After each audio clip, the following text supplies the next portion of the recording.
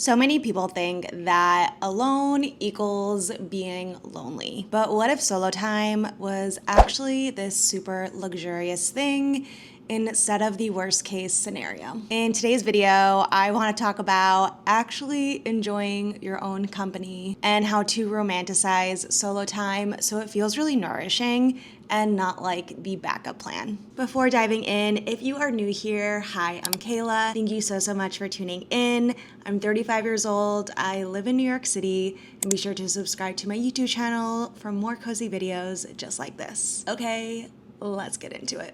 As I said earlier, I think there is this misconception that alone has to equal lonely, and that is just not true. Solo time does not have to be this like, I'm being punished and no one wanted to hang out with me energy. No, it can be luxurious, it can be really energizing, and it can be a really active choice as well. That simple mindset shift can really change how you approach that solo time, and I think also just really makes a difference in your ability to enjoy it. I encourage you to use the phrase, I get to spend the evening doing what I want. I get to spend Saturday going on my own little adventures. How does using I get to shift that mindset for you? Okay, I'm gonna be honest. Doing things alone can feel really awkward at first, especially if you've never done things solo. But hear me out. It does get easier. I like to think of doing things solo as working out a muscle. Think about if you've ever done a deadlift.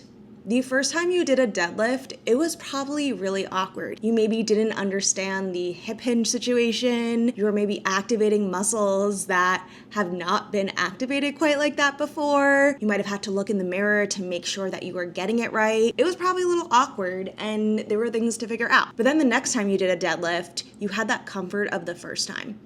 And the next time, and the next time, and the next time. And let's say in 3 months, your deadlift is going to get better, is going to get easier, and it's just going to be more familiar. And that is exactly how I look at doing things solo. Just like working out, I encourage you to start small. You wouldn't go run a marathon the first day you've ever run, and maybe a solo trip is not the first way to spend time solo if you've never even gone to dinner solo. Find out those little ways to start. Maybe it's going to a cafe and reading for a couple hours. Maybe it's going to go see a movie. Maybe it is going out to dinner or even lunch alone. Find those little ways to work your way up to those bigger activities, such as going to a concert alone or going on a full solo trip. And if you are thinking, everyone is looking at me, I bet you they aren't. More often than not, people are not paying attention to you and they really don't care what you are up to. So as long as you don't make a big deal of it, other people won't either. So while you are working up that muscle, I challenge you to do one thing solo this week. Let's talk about one of my favorite topics, your intuition. I think intuition has so much to do with doing things solo. And here is why. So often we are listening to what other people want to do. We are letting them sway how we spend our day. We are letting them sway our opinions on things. But the thing about being solo and doing things on your own is you have to really get in touch with your intuition.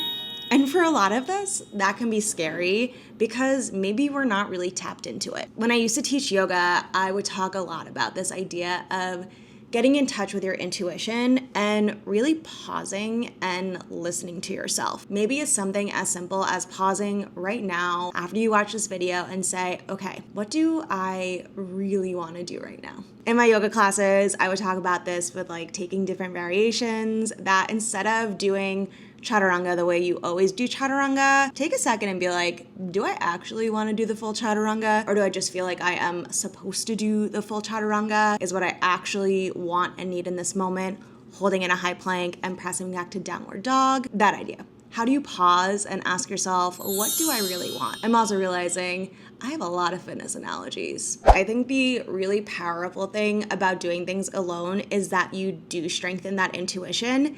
And that can have such a positive effect in so many other parts of your life. You start to learn your own needs, your own desires, your own wants.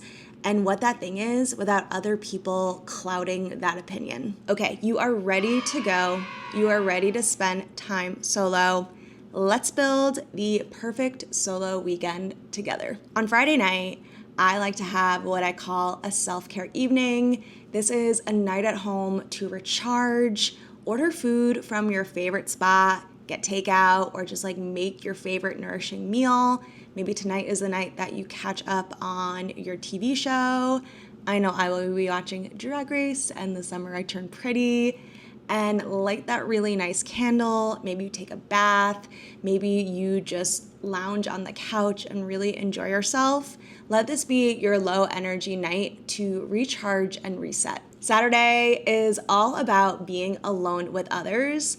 This is one of my personal favorite ways to make alone time feel even more fun if you are really struggling and really craving that connection.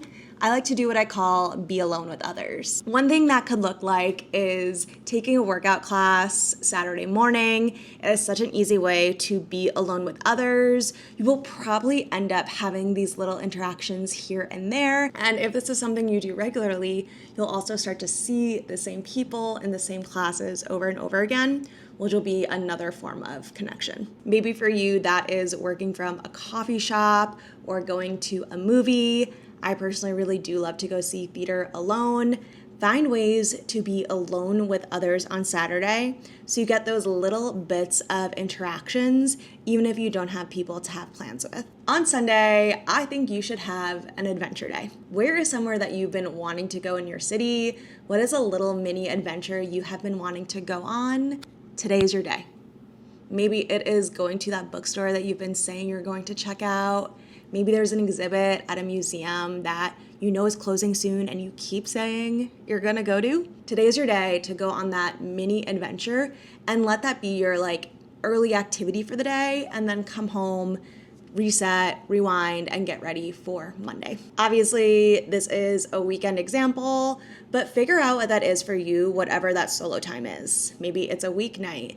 Maybe it is a random long weekend day off and you decide, you know what, being alone with others is my menu option for today. I hope these act as little jumping off points for you to figure out that perfect solo day for you. A few things that I want you to take with you after this video. Number one, alone time can be magical. You just have to shift your mindset about it. Number two, I want you to think of it as an act of love and not isolation. And number three, I hope you remember that you don't need someone else's permission to do the things you want to do. If you don't have someone to go with, go solo. Because trust me, you'll be happier that you went than anything. And that is a wrap for today. Thank you so much for tuning in. Be sure to like this video as well as subscribe. It really does help. And I want to hear from you. What solo day are you going to go on this week? I will see you next time. Bye.